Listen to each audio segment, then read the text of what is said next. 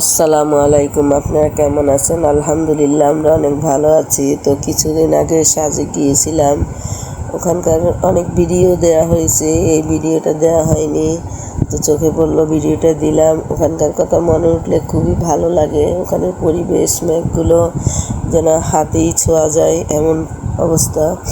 আর ওখানে আমাদের গাড়িটা থেমে গিয়েছিল, ছোটোখাটো একটা অ্যাক্সিডেন্ট হয়েছিল।